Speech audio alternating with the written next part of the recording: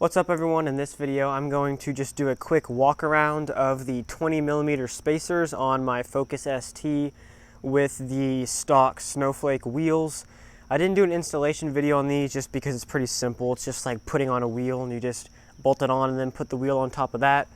So I didn't really want to do an installation video, but I figured I'd show you what they look like when they're on, because when I was shopping for them I couldn't really decide what size I wanted, and I figured out that the 20mm was probably the best, and I ended up making the right decision. I think it's the best fitment wise for these because it kind of has the best fitment on the front and the rear without rubbing. So I'm going to kind of give you a close-up so you can see.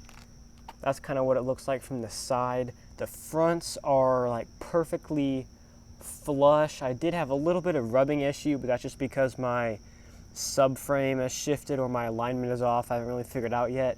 But I just fixed it with putting a spacer underneath the fender, underneath the bolt that attaches the fender to the car.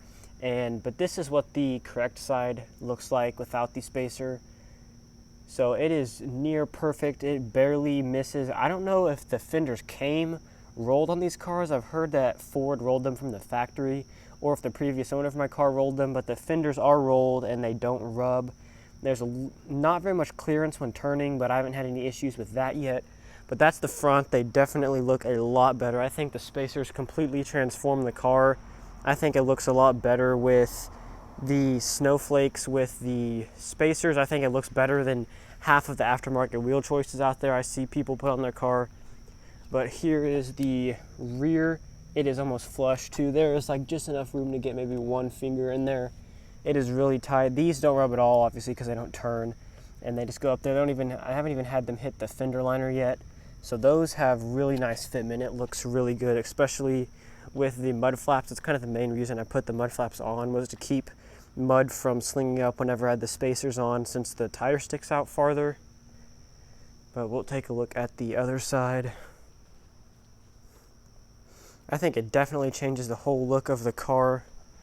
This side has a little bit of a fender spacer, so the bumper didn't fit completely right whenever I put it back on, but you can see there's the clearance. The fender liner has popped out on this side, but it hasn't rubbed yet. And then we'll take a look. The rear, you can see the clearance in there.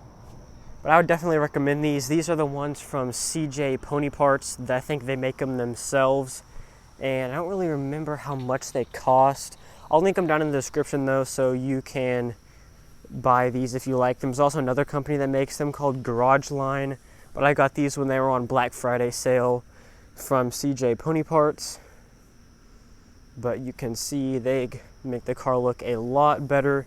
I'm happy with them. I mean, there's a debate if spacers are safe or not, but I've had people tell me that they've been running them for years and they haven't had any problems. So I think they work out pretty nicely.